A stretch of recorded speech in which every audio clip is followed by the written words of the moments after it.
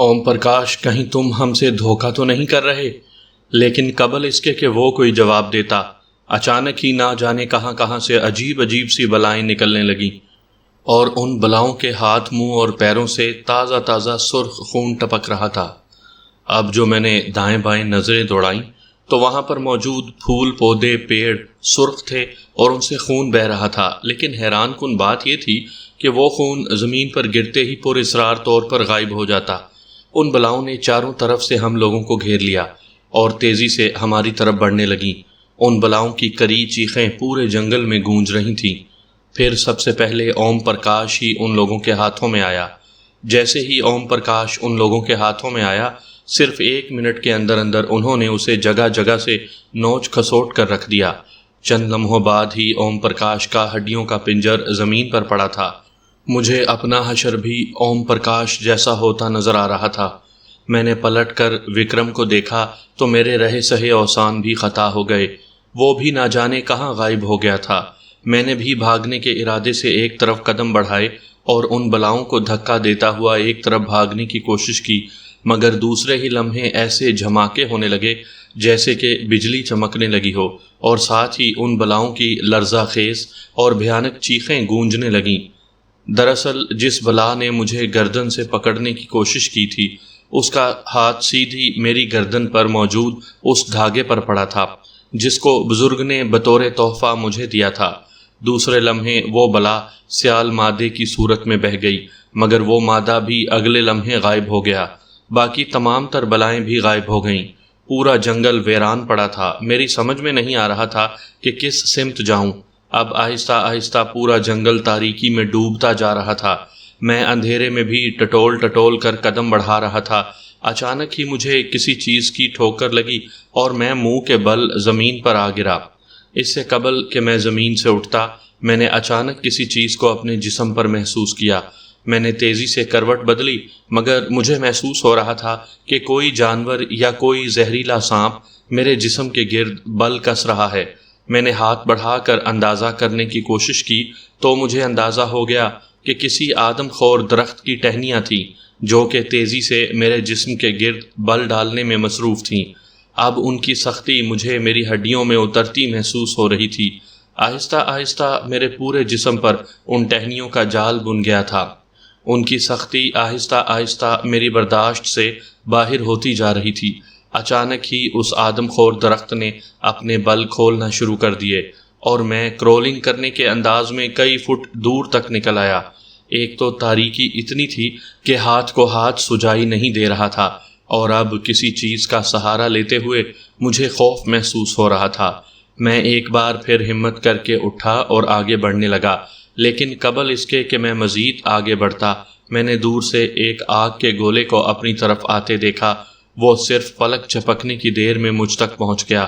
اگر مجھے اپنے آپ کو جھکائی دینے میں ذرا سی بھی دیر ہو جاتی تو یقیناً اب تک میں راکھ کا ڈھیر بن چکا ہوتا۔ میں نے جیسے ہی جھکائی دی، وہ آگ کا گولا زن کی تیز آواز کے ساتھ میرے سر پر سے گزر گیا، لیکن جتنی تیزی سے گیا اتنی ہی تیزی سے پلٹ گیا۔ میں نے اس بار بھی اپنے آپ کو بڑی مشکل سے بچایا، مگر دوسرے ہی لمحے مجھے میری کمر دہکتی ہوئی محسوس ہوئی اور میں زمین سے کئی فٹ اوپر اچھلا اور ایک طرف جا گرا۔ اصل میں زمین سے بھی اسی طرح کا ایک آگ کا گولا میری کمر پر پڑا تھا۔ میرا ذہن تاریکی میں ڈوبتا چلا گیا۔ جب دوبارہ میری آنکھ کھلی تو چند لمحے تک تو کچھ سمجھ میں نہیں آیا۔ پھر پچھلا سارا منظر کسی فلم کی طرح سے میری ذہنی سکرین پر چلنے لگا۔ میں نے اپنے اطراف کا جائزہ لیا تو یہ جان کر حیرت ہوئی کہ میں ایک لکڑی کے تابوت میں چت لیٹا ہوا تھا اور میرے ہاتھ پیر رسیوں کی مدد سے باندھ دیے گئے تھے۔ تابوت کا ڈھکن اوپر سے غائب تھا۔ میں کہاں آ گیا ہوں؟ میں نے اپنے آپ سے سوال کیا۔ سمارا کی قید میں آ گئے ہو، سمارا کی مانوس آواز نے میری کن پٹیاں سلگا کر رکھ دیں۔ سمارا؟ میں حلق کے بل چیخا۔ میری چیخ کے جواب میں سمارا کا جاندار کہا گونجا، تجھے بہت شوق ہے نا اپنے ماتا پتا سے ملنے کا، آج تجھے تیرے ماتا پتا سے ملا دیتے ہیں۔ سمارا کی آواز زہر بن کر میرے کانوں میں اتر رہی تھی۔ سمارا، یہ بزدلوں کی طرح مجھے باندھ کر اور خود چھپ کر مجھے نہ ڈرا، بلکہ مردوں کی طرح سامنے آ کر میرا مقابلہ کر۔ میں نے اسے غصہ دلانے کی کوشش کی مگر یہ میری کوشش کامیاب نہ ہو سکی۔ پھر اچانک میں نے قدموں کی آوازیں سنی اور خاموشی سے آنے والوں کا انتظار کرنے لگا۔ چند لمحوں بعد ہی میرے دو دشمن سمارا اور ارجن سنگھ میرے سامنے موجود تھے۔ اس سے پہلے میرے اور میرے دشمنوں کے درمیان مزید کوئی بات ہوتی، پورے کمرے میں ملگجا سا دھواں پھیلنا شروع ہو گیا۔ دھواں اس قدر تیزی سے کمرے میں بھرتا جا رہا تھا کہ اب مجھے کچھ بھی نظر نہیں آ رہا تھا اور نہ ہی سمارا اور ارجن سنگھ نظر آ رہے تھے۔ پھر اچانک ہی مجھے احساس ہوا جیسے کہ کسی نے مجھے رسیوں سے آزاد کر دیا ہے۔ میں نے آنکھیں پھاڑ پھاڑ کر دیکھنے کی کوشش کی مگر مجھے کچھ نظر نہ آیا، لیکن دوسرے ہی لمحے میں تابوت سے اچھل کر کھڑا ہو گیا۔ میرے تابوت سے کھڑے ہوتے ہی دھواں آہستہ آہستہ چھٹنے لگا اور جیسے ہی میری نظر راجہ ارجن سنگھ اور سمارا پر پڑی، میں نے دیوانہ وار دونوں پر چھلانگ لگا دی۔ میں اس قدر تیزی سے ان دونوں سے ٹکرایا تھا کہ ایک لمحے کے لیے تو وہ بوکھلا گئے اور مجھے حیرت سے آنکھیں پھاڑ پھاڑ کر دیکھنے لگے، اور ان کی یہ حیرت ان کے لیے مصیبت کا پیغام بن گئی۔ میں نے آگے بڑھ کر راجہ ارجن سنگھ کو گردن سے دبوچ لیا۔ راجہ ارجن سنگھ بری طرح سے میرے ہاتھوں کی گرفت میں پھڑپھڑانے لگا۔ اچانک ہی سمارا نے مجھ پر چھلانگ لگا دی، لیکن میں بھی غافل نہیں تھا۔ میں نے اپنا بچاؤ کرتے ہوئے ایک زوردار لات سمارا کی کمر پر رسید کی اور وہ کئی فٹ دور جا گرا، مگر کمال ہمت سے اس نے اپنے آپ کو سنبھالا اور فوراً ہی کھڑا ہو گیا اور اناپ شناپ منتر پڑھنے لگا۔ پھر اس نے زمین سے مٹی اٹھا کر میری طرف اچھال دی۔ اس مٹی نے مجھ تک پہنچتے پہنچتے ایک زہریلے ناگ کی شکل اختیار کر لی، لیکن میرے جسم تک پہنچنے سے پہلے نہ جانے کہاں سے ایک باز نکل آیا اور اس ناگ کو اپنے پنجوں میں دبا کر دور لے گیا۔ سمارا نے جب اپنا یہ وار ناکام ہوتے دیکھا تو دوسرا وار کیا۔ اچانک میرے چاروں طرف آگ بھڑک اٹھی اور میں اور راجہ ارجن سنگھ دونوں اس آگ کے دائرے میں قید ہو گئے تھے۔ میں راجہ ارجن سنگھ کو گھسیٹتا ہوا تیزی سے آگ کے دائرے سے باہر نکلنے لگا۔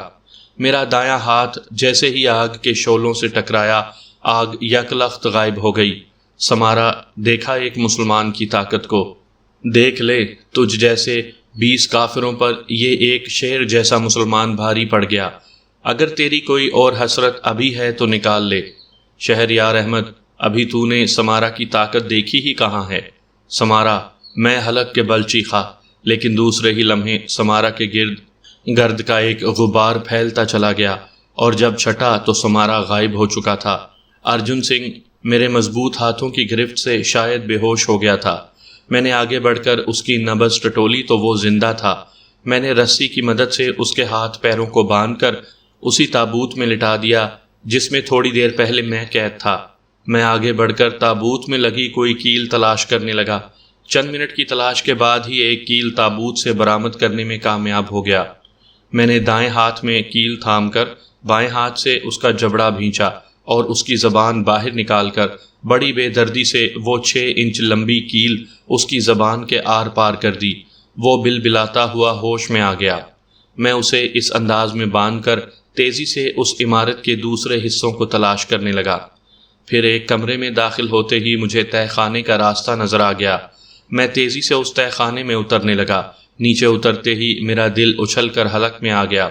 میں نے تینوں تابوتوں کو وہاں فرش پر پڑے دیکھا اور تینوں لکڑی کے تابوتوں پر 3 انسان بیٹھے پہرا دے رہے تھے، مگر ان تینوں کا سر اپنے دائیں ہاتھوں میں تھا اور اس میں سرخ زبانیں نکلی ہوئی تھیں جو کہ زمین کو چھو رہی تھیں۔ آنکھوں کی جگہ گڑے پڑے ہوئے تھے اور ان میں یوں لگ رہا تھا جیسے کسی نے موم بتی روشن کر کے رکھ دی ہو۔ دانت تقریباً 1 فٹ لمبے۔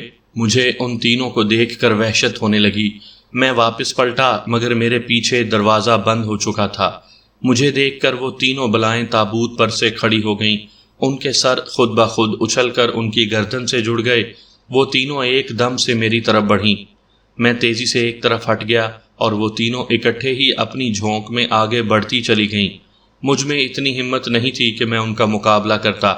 میں صرف اپنا بچاؤ ہی کر سکتا تھا، مگر وہ تینوں تو مجھے مارنے کے در پہ تھیں۔ وہ تیزی سے پلٹیں۔ اب ان تینوں کے منہ سے عجیب سی غراہٹیں سی برآمد ہو رہی تھیں۔ پھر اچانک ہی نہ جانے انہیں کیا سوجی کہ انہوں نے اپنی اپنی سمتیں الگ کر لی اور اب وہ تینوں سمت سے میری طرف بڑھ رہے تھے اور میں درمیان میں کھڑا تھر تھر کانپنے لگا۔ ان تینوں نے ایک ساتھ ہی مجھے پکڑا اور اس کے ساتھ ہی ان کے ناخن میرے جسم میں گھستے ہوئے محسوس ہوئے، مگر دوسرے ہی لمحے ان تینوں کی کربناک اور لرزہ خیز چیخوں سے مجھے میرے کانوں کے پردے پھٹتے ہوئے محسوس ہوئے۔ میں نے جلدی سے انگلیاں اپنے کانوں میں ٹھونس لی۔ چند لمحوں بعد ہی وہ تینوں بلائیں راکھ کے ڈھیر میں تبدیل ہو کر وہاں فرش پر بکھری پڑی تھیں۔ میں نے تیزی سے آگے بڑھ کر تابوت کا ڈھکن اٹھایا۔ ڈھکن اٹھاتے ہی میرے چہرے پر خوشی کی لہر دوڑ گئی۔ میرے سامنے تابوت میں میری والدہ لیٹی ہوئی تھیں۔ میں نے جیسے ہی ان کے بدن کو چھوا تو انہوں نے آنکھیں کھول دیں۔ میں نے آگے بڑھ کر باری باری تینوں تابوت کے ڈھکن اٹھا دیے۔ تیسرے تابوت میں موجود شخصیت کو دیکھ کر میرے دل کی دھڑکنیں بے ترتیب ہوئیں۔ وہ کوئی اور نہیں بلکہ غزالہ تھی۔ میں بہت دیر تک والد والدہ کے گلے لگ کر آنسو بہاتا رہا۔ تم کہاں چلے گئے تھے بیٹا؟ میرے والد نے مجھ سے الگ ہوتے ہوئے پوچھا۔ یہ بڑی لمبی کہانی ہے، پھر بتاؤں گا۔ آئیے ابھی تو سمارا سے حساب کتاب کرنا ہے۔ ہم تینوں کے کمرے سے باہر نکلنے سے پہلے میں نے وکرم کو کمرے میں داخل ہوتے دیکھا۔ پھر میں سب کو لیے راجہ ارجن سنگھ کے پاس پہنچا۔ راجہ ارجن سنگھ اب تک اسی حالت میں بندھا پڑا تھا۔ راجہ ارجن سنگھ، سمارا اس وقت کہاں ہوگا؟ میں نے اس کے قریب بیٹھتے ہوئے پوچھا، لیکن وہ خاموش رہا۔ میرے 2-3 بار پوچھنے کے باوجود وہ خاموش رہا، مگر اب وہ میری برداشت سے باہر ہوتا جا رہا تھا۔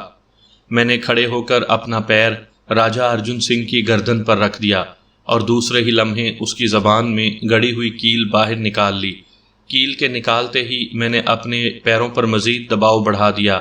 بتاؤ سمارا اس وقت کہاں ہوگا؟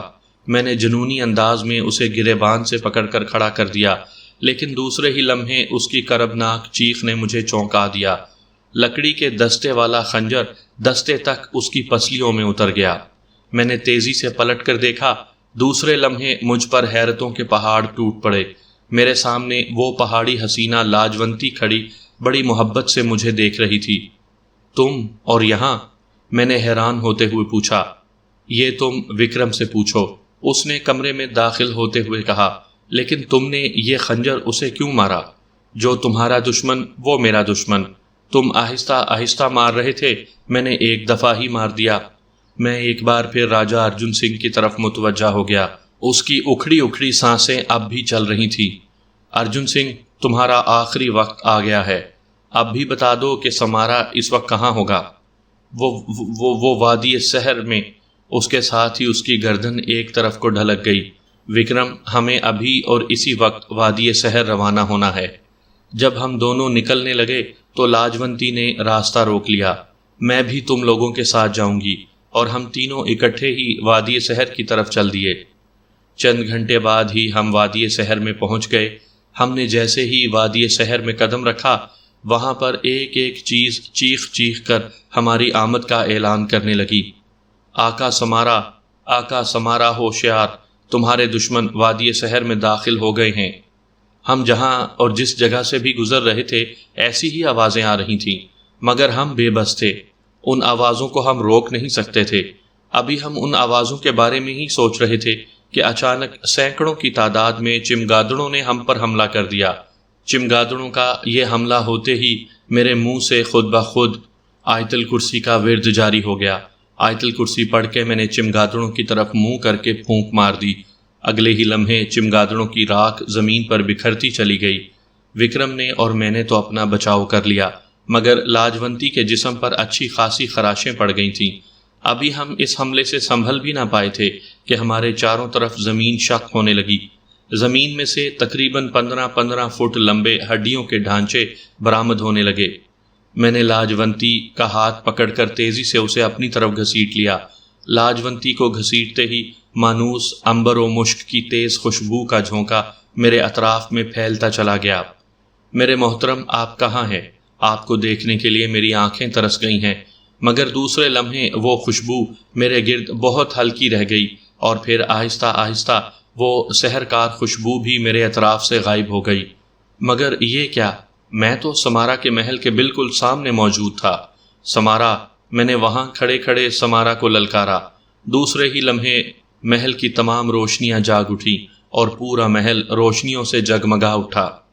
آؤ شہریار احمد، مجھے معلوم تھا تم ضرور آؤ گے۔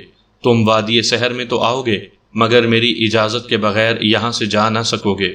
سمارا، میں نے تجھے چتاونی دی تھی کہ کل صبح کا سورج تو نہیں دیکھ سکے گا، اور دیکھ، میں اپنے وعدے کے مطابق تیری موت بن کر یہاں پہنچ گیا ہوں۔ میں نے کسی خون خوار چیتے کی طرح غراتے ہوئے کہا، شہریار احمد، میں اب تجھے اپنی شکتی دکھاتا ہوں۔ دوسرے ہی لمحے اس نے اپنے ہاتھ کو فضا میں لہرایا۔ اچانک ہی مجھے جھٹکا لگا۔ میں نے تیزی کے ساتھ ایک طرف چھلانگ لگا دی۔ اگر مجھے یہ جگہ چھوڑنے میں ایک لمحے کی بھی دیر ہو جاتی تو شاید وہ جگہ اب تک میرا مقبرہ بن گئی ہوتی۔ اچانک ہی مجھے دور سے لاجونتی کی چیخ سنائی دی اور میں تیزی سے اس کی طرف دوڑنے لگا۔ ابھی ذرا سا ہی آگے گیا تھا کہ دوسری جانب سے وکرم کی چیخ سنائی دی۔ میں نے ایک دم سے اپنی سمت بدلی اور وکرم کی طرف دوڑ پڑا۔ اب مجھے وقفے وقفے سے دونوں کی چیخیں سنائی دے رہی تھیں۔ میں درمیان میں رک گیا۔ میرے رکتے ہی سمارا کا طوفانی کہکہا میرے کانوں میں پڑا، شہریار، تم ان میں سے کسی ایک کو بچا سکتے ہو۔ تم جب تک پہنچو گے دوسرے کو موت کے گھاٹ اتار دیا جائے گا۔ میں تیزی سے سمارا کی طرف دوڑنے لگا، مگر سمارا کے قریب پہنچتے ہی کسی نادیدہ دیوار سے ٹکرا کر کئی فٹ دور جا گرا۔ گرتے ہی میں تیزی سے اٹھ کھڑا ہوا۔ وہ کھڑا کہکہے لگا رہا تھا اور میں بے بسی سے اس کی شکل دیکھ رہا تھا۔ میری سمجھ میں نہیں آ رہا تھا کہ میں اس پر کس طرح سے قابو پاؤں۔ سمارا نے ایک بار پھر اپنا ہاتھ فضا میں لہرایا تو اتنی تیز ہوائیں چلنے لگیں کہ میرے قدم زمین سے اکھڑ گئے اور میرا وجود ادھر سے ادھر ڈولنے لگا۔ میں نے اپنے آپ کو سنبھالنے کی بہت کوششیں کی، مگر سنبھال نہیں پایا۔ اب ہوا مجھے زمین سے کئی فٹ اوپر اٹھاتی اور پھر تیزی سے زمین پر پٹخ دیتی۔ میرے ہاتھ، پیر، چہرہ، ہر ایک چیز لہو لہان ہو گئے تھے۔ ان ہواؤں کا زور ٹوٹنے کے بجائے بڑھتا ہی جا رہا تھا اور میرا ذہن تاریکی میں ڈوبتا جا رہا تھا۔ لیکن قبل اس کے کہ میرا ذہن مکمل تاریکی میں ڈوبتا، مجھے میرے کانوں میں سرگوشیاں سی سنائی دینے لگیں، لیکن وہ سرگوشیاں اس قدر ہلکی تھیں کہ میں سمجھ نہیں پا رہا تھا۔ ابھی میں اسی کشمکش میں تھا کہ میرے اطراف میں عنبر و مشک کی تیز خوشبو کا جھونکا پھیلتا چلا گیا۔ اس کے ساتھ ہی میں ان ہواؤں سے محفوظ ہوتا چلا گیا۔ میں پھرتی سے اٹھ کھڑا ہوا۔ اب میرا رخ سمارا کی جانب تھا۔ میں دوڑتا ہوا سمارا تک پہنچ گیا۔ اس بار کوئی نادیدہ دیوار میری راہ میں رکاوٹ نہیں بنی۔ سمارا کے قریب پہنچتے ہی میرا ہاتھ فضا میں لہرایا اور ایک زناٹے دار تھپڑ سمارا کے منہ پر اتنی شدت سے پڑا کہ وہ لڑکھڑا کر رہ گیا۔ میں نے دوسری بار ہاتھ لہرایا، مگر اس نے کسی ماہر فائٹر کی طرح میرا ہاتھ روکا اور دوسرے ہاتھ سے میرے منہ پر تھپڑ مار دیا۔ مجھے اپنی آنکھوں کے سامنے ستارے ناچتے ہوئے نظر آنے لگے، مگر میں اپنے سر کو جھٹک کر ایک بار پھر سمارا کی طرف متوجہ ہو گیا، مگر سمارا کے ہاتھ پیر مشینی انداز میں چل رہے تھے۔ میری حالت لمحہ با لمحہ بگڑتی جا رہی تھی۔ میں نے اپنے آپ کو بڑی مشکلوں سے سنبھالا ہوا تھا، لیکن کب تک سنبھالتا؟ آخرکار میں نڈھال ہو کر گر پڑا۔ ایک بار پھر میرے کانوں میں سرگوشیاں سنائی دینے لگیں۔ میں نے اپنی تمام تر توجہ ان سرگوشیوں پر مرکوز کر دی، مگر یہ سرگوشیاں آپس میں اس طرح گڈمڈ ہو رہی تھیں کہ مجھے کچھ سمجھ میں نہیں آ رہا تھا۔ پھر اچانک ہی لاجونتی کی دلخراش چیخ نے مجھے آنکھیں کھولنے پر مجبور کر دیا۔ سمارا لاجونتی کو بالوں سے پکڑ کر بڑی بے دردی سے گھسیٹ کر مجھ تک لا رہا تھا۔ وادی کے تمام لوگ ہمارے گرد اکٹھے ہو گئے تھے۔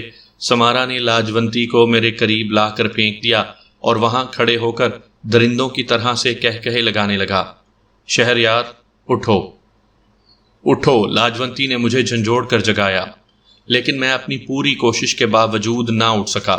میں سب کچھ اپنی آنکھوں سے دیکھ رہا تھا، مگر میرا جسم میرا ساتھ دینے کو تیار نہیں تھا۔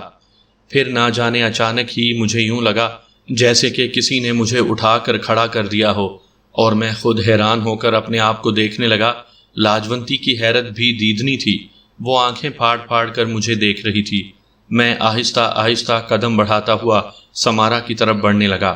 سمارا کی میری جانب پشت تھی۔ سمارا، میں حلق کے بل چیخا۔ سمارا ایک دم پلٹا، مگر دوسرے ہی لمحے میرا بھرپور ہاتھ اس کے منہ پر پڑا۔ میرے ایک ہی ہاتھ میں وہ کئی قدم لڑکھڑا گیا۔ اس نے لڑکھڑاتے ہوئے اپنے آپ کو سنبھالتے ہی مجھ پر چھلانگ لگا دی، لیکن میرے قریب پہنچتے ہی میری زوردار لات اس کے منہ پر پڑی تو وہ لڑکتا ہوا کئی قدم دور جا گرا۔ میں نے آگے بڑھ کر اسے پیروں سے پکڑ کر اپنی طرف گھسیٹا۔ اس کا ایک پیر میرے دائیں ہاتھ میں اور دوسرا پیر میرے بائیں ہاتھ میں تھا۔ میں نے اس کے دونوں پیروں کے درمیان نازک حصے میں اپنے گھٹنے کی بھرپور ضرب ماری تو اس کی بھیانک اور لرزہ خیز چیخیں سن کر یوں لگا جیسے کہ بہت سی بدروحیں مل کر رو رہی ہوں۔ سمارا، آج تو میرے ہاتھوں جہنم واصل ہوگا۔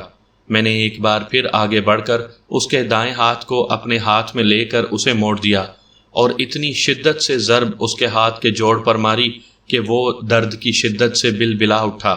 میں نے اس کے دوسرے ہاتھ کے ساتھ بھی یہی سلوک کیا۔ اچانک ہی اس نے اپنی پوری قوت سے ایک لات میرے پیٹ میں دے ماری اور میں کئی فٹ دور جا گرا اور وہ تیزی سے ٹانگوں کے بل اٹھ کر بیٹھ گیا۔ پھر اچانک ہی اس کے منہ سے آگ کا ایک شعلہ برآمد ہوا اور میری طرف بڑھا، لیکن اس سے پہلے کہ وہ میرے جسم کو چھوتا، لاجونتی میری جان بچانے کی خاطر خود درمیان میں آ گئی اور دوسرے ہی لمحے اس کے پورے جسم میں آگ بھڑک اٹھی اور دیکھتے ہی دیکھتے وہ راکھ کا ڈھیر بن گئی۔ میں نے آگے بڑھ کر لاجونتی کا وہ خنجر اٹھا لیا جس سے اس نے ارجن سنگھ کو مارا تھا۔ میں ایک بار پھر خنجر لے کر سمارا کی طرف بڑھ گیا۔ سمارا کی آنکھوں میں اب خوف کے سائے منڈلانے لگے تھے۔ سمارا، میں نے قریب پہنچتے ہی خنجر اس کے دائیں ران میں اتار دیا۔ اس کی کربناک اور لرزہ خیز چیخوں سے پوری وادی سحر گونجنے لگی تھی۔ میں نے آگے بڑھ کر اس کی دوسری ٹانگ کے ساتھ بھی یہی سلوک کیا۔ وہ چیختا ہوا بے ہوش ہو گیا۔ سمارا، میں تجھے اتنی جلدی مرنے نہیں دوں گا۔ میں نے اس کا ہاتھ کھول کر خنجر اس کی ہتھیلی میں اتار دیا۔ وہ ایک بار پھر چیختا ہوا ہوش میں آ گیا۔ سمارا دیکھ، میں نے اپنا فیصلہ بدل دیا۔ میں تجھے جان سے نہیں مارتا ہوں، مگر اپنے وعدے کے مطابق تجھے کل کا سورج نہیں دیکھنے دوں گا۔ یہ کہتے ہی میں نے خنجر اس کی دائیں آنکھ میں اتار دیا۔ اس کے گندے خون کے چھینٹے مجھے اپنے چہرے پر آتے ہوئے محسوس ہوئے۔ جس تیزی سے میں نے خنجر اتارا تھا اسی تیزی سے میں نے خنجر اس کی آنکھ سے واپس کھینچ لیا۔ میں نے اس کے دونوں کان کاٹ دیے، زبان کاٹ دی، دونوں نتنے چیر دیے، دونوں آنکھیں پھوڑ دیں اور اس کے بعد اس کو آزاد چھوڑ دیا۔ وہ چیختا رہا، چلاتا رہا، پھر اس کی گردن ایک طرف ڈھلک گئی، اس کی روح اس کے جسم سے پرواز کر گئی۔ میں نے وہاں سے اٹھنے کی کوشش کی مگر لڑکھڑا گیا۔ میری آنکھوں کے آگے اندھیرا چھاتا چلا گیا اور پھر میرا ذہن مکمل تاریکی میں ڈوبتا چلا گیا۔ جب دوبارہ میری آنکھ کھلی تو میں ایک شاندار قسم کے بیڈ پر لیٹا ہوا تھا۔ میرے تمام جسم پر پٹیاں بندھی ہوئی تھیں۔ میرے والدین، وکرم، غزالہ، سب لوگ میرے اطراف میں کھڑے تھے۔ میرے کسی سوال کرنے سے پہلے ہی عنبر و مشک کی خوشبو کا تیز جھونکا میرے اطراف میں پھیلتا چلا گیا اور میں اس کے سحر میں کھوتا چلا گیا۔ میری آنکھیں خود بخود بند ہونے لگیں۔ جیسے ہی میری آنکھیں بند ہوئیں میں نے ان بزرگ کو اپنے سامنے کھڑا پایا۔ بابا، وہ میں جانتا ہوں کہ تم کیا پوچھنا چاہتے ہو۔ انہوں نے میری بات درمیان میں کاٹ دی۔ سنو، رینوکا دیوی اور پاروتی ایک ہی ہستی کے دو نام ہیں۔ وہ تمہیں بہکا کر تمہارے ماضی سے دور رکھنے کی کوشش کر رہی تھی، کیونکہ انہیں معلوم تھا کہ تم مسلمان ہو اور یہ لوگ تمہارا مقابلہ نہیں کر سکتے، اس لیے یہ مختلف روپ میں تمہیں بہلا رہی تھیں۔ تمہیں تمہارے بارے میں تو معلوم ہو ہی گیا کہ سمارا نے تمہیں قبر میں قید کر دیا تھا اور وہاں سے خداوند کریم کے حکم سے میں نے تمہیں رہائی دلائی۔ بس ایک بات گراہ میں باندھ لو کہ اپنے آپ کو ضرورت مند لوگوں کی خدمت کے لیے وقف کر لو۔ اچھا، اب میرے جانے کا وقت ہو چکا ہے، اللہ حافظ۔ اس کے ساتھ عنبر و مشک کی تیز خوشبو کا جھونکا میرے اطراف سے غائب ہو گیا۔ میں نے ایک جھٹکے سے آنکھیں کھول دیں۔ مجھے آنکھیں کھولتے دیکھ کر سب کے چہروں پر خوشی کی لہر دوڑ گئی۔ پھر میں نے اپنے والدین کی اجازت سے غزالہ سے شادی کر لی۔ کئی سال اسی طرح گزر گئے۔ اب میرے بچے جوان ہو گئے ہیں۔ میں نے اپنے والد کی جگہ ان کا حجرہ سنبھال لیا ہے۔ میرے والدین اب اس دنیا میں نہیں ہیں۔ اب میں بھی عمر کے آخری حصے میں ہوں۔ نہ جانے کب موت مجھے اپنی آغوش میں لے لے اور میں بھی ہمیشہ ہمیشہ کے لیے قبر میں جا کر سو جاؤں۔